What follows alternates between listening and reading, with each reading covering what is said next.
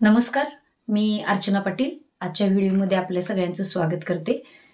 आपण गटाचे जे काही ऑडिट आहे, लेखापरीक्षण आहे, तर त्याच्या संदर्भातल्या व्हिडिओंची शृंखला पाहत आहोत. यापूर्वी आपण ऑडिटचं काय महत्त्व आहे, ऑडिट कोण करणार, किती कालावधीचं करणार याच्या संदर्भातले व्हिडिओ पाहिले. त्याचबरोबर ऑडिटचा जो काही फॉर्मॅट आहे, तर त्या फॉर्मॅट संदर्भातला व्हिडिओ देखील आपण पाहिला. आणि याच्या अगोदर आपण गटाचा जो काही जमा खर्च आणि एकूण गोषवारा आहे, तर त्याच्या संदर्भामध्ये 1 वर्षाचा जो जमा खर्च आणि गोषवारा आहे, तर त्या संदर्भातील व्हिडिओ यापूर्वीच बनवलेले आहेत.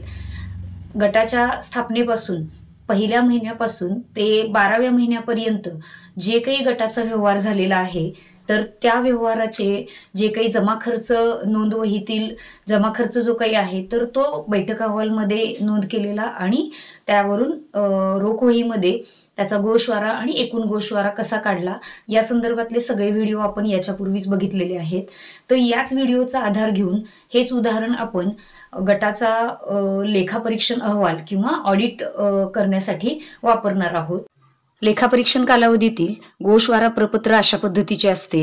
आजच्या व्हिडिओमध्ये आपण लेखापरीक्षण कालावधीतील गोषवारा प्रपत्र कसे भरायचे किंवा त्याचे महत्त्व काय आहे, त्याची गरज काय आहे या संदर्भामध्ये माहिती घेणार आहोत. समूहाचे लेखापरीक्षण करण्यापूर्वी आपल्याला त्या समूहाचे सर्व रजिस्टर तपासावे लागतील. त्यामध्ये रोख वहीमध्ये जो काही गोषवारा लिहिलेला आहे, तर तो तपासावा लागेल. त्याच्यातील नोंदी आणि ज्या काही बँक पासबुकमध्ये शिल्लक वगैरे राहिलेल्या नोंदी आहेत, तर त्या आपल्याला तपासाव्या लागतील. आणि जर काही त्या ताळेबंदामध्ये जुळत नसेल किंवा तो अपूर्ण असेल, तर पहिल्यांदा गटाच्या हिशोबनीसाकडून तो ताळेबंद आपल्याला जुळवून घ्यावा लागेल, म्हणजे ते रजिस्टर पूर्ण करून घ्यावं लागेल.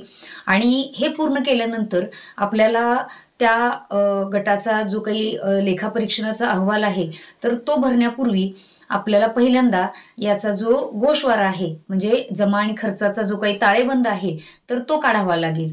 आता हा ताळेबंद काढताना आपण पहिल्यांदा ज्या काही गटाच्या जमा बाजूच्या आणि खर्च बाजूच्या नोंदी आहेत, तर त्या पहिल्यांदा रफ पेजवरती किंवा एखाद्या वहीमध्ये लिहून घेणार आहे, जेणेकरून आपल्याला जे लेखापरीक्षण कालावधीमधील जमा बाजूचं आणि खर्च बाजूचं जे काही एकूण गोषवाऱ्याचं जे प्रपत्र आहे, तर ते भरताना कुठलीही अडचण येणार नाही.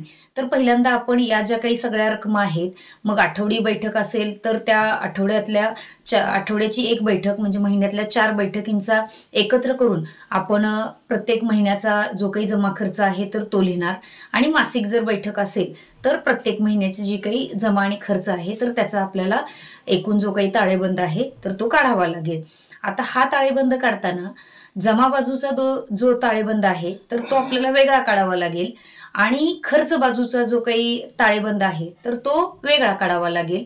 याच्या दोन्ही बाजूच्या नोंदी आपण पहिल्यांदा रफ वहीमध्ये करून घेणार आणि त्यानंतर त्या ज्या काही नोंदी आहेत, तर त्या गोषवाऱ्याच्या प्रपत्रामध्ये लिहिणार आहोत.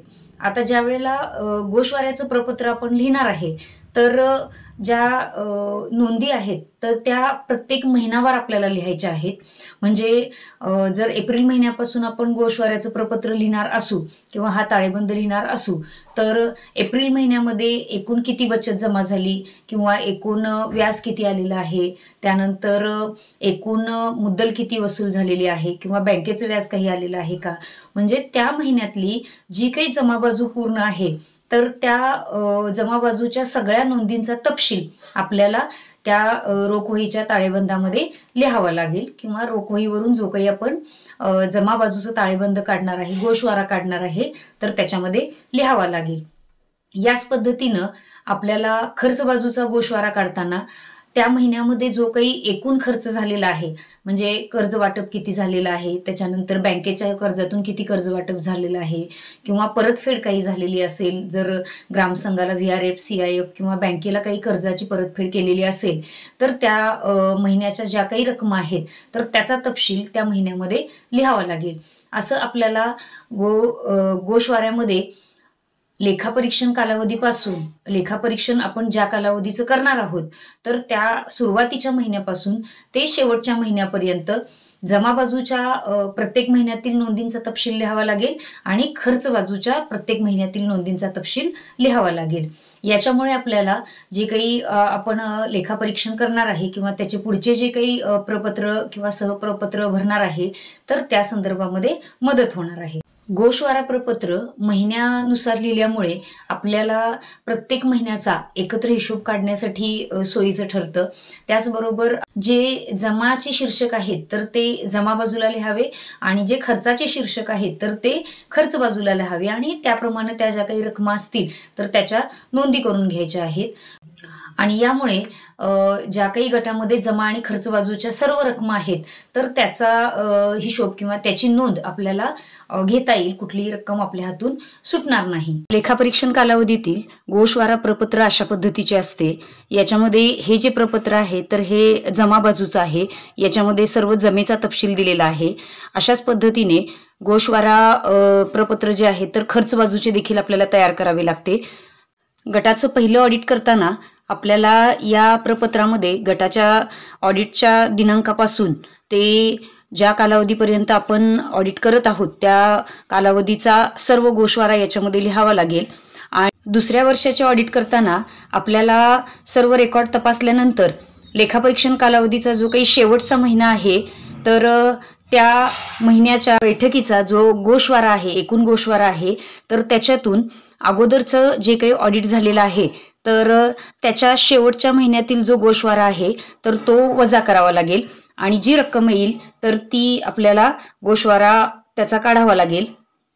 जर सुरुवातीचे ऑडिट हे 31/3/2021 पर्यंत झालेले असेल तर 1/4/2021 ते 31/3/2022 या कालावधीचे ऑडिट करताना आपल्याला 31/3/2022 चा जो काही गोषवारा आहे त्याच्यातून 31/3/2021 चा जो काही गोषवारा आहे, एकूण गोषवारा, तर तो वजा करावा लागेल. एकूण जी काही येणारी रक्कम आहे तर ती त्या आर्थिक वर्षातील झालेला आर्थिक व्यवहार होय आणि त्यावरून आपल्याला गोषवारा काढता येईल. गटाचे पहिले ऑडिट असेल तर स्थापनेपासूनचा जो काही पहिला मार्च महिना येतो तर त्या महिन्यापर्यंतचा आपल्याला गोषवारा काढावा लागेल. दुसरे ऑडिट असेल तर दुसरे ऑडिट हे आपल्याला एप्रिल महिन्यापासून ते पुढच्या येणाऱ्या 31 मार्चपर्यंत करावे लागेल. दुसरे ऑडिट करीत असताना त्या कालावधीतील लेखे तपासावे व त्या कालावधीतील जो काही गोषवारा आहे तर तो लिहावा.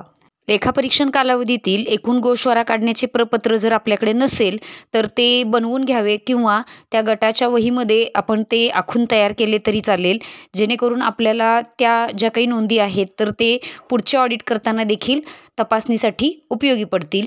तर अशा पद्धतीने आपण आजच्या व्हिडिओमध्ये जे काही लेखापरीक्षण कालावधीतील गोषवारा प्रपत्र आहे त्या संदर्भामध्ये माहिती घेतली.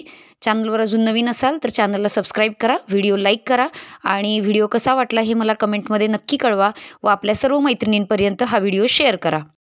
पुढच्या व्हिडिओमध्ये आपण हे जे काही लेखापरीक्षण कालावधीतील जमा बाजूचे व खर्च बाजूचे गोषवारा प्रपत्र कसे भरायचे तर याच्या संदर्भामध्ये माहिती घेणार आहोत.